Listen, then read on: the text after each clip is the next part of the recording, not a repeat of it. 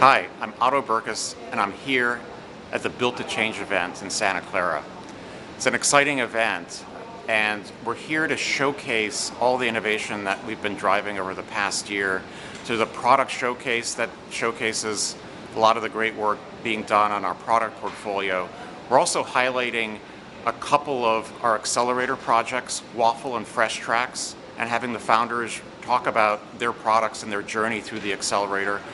We're also highlighting all the great work that we're doing with strategic research, focused on advanced topics like the future of IoT and IoT systems, the ethics of AI, the future of data privacy, and topics like the future of AI and cobotics, which is the idea of having man and machine work cooperatively together. So I think it's going to be a great day. And I think we're going to be surprising a lot of people with all the great work that we've done over the past year.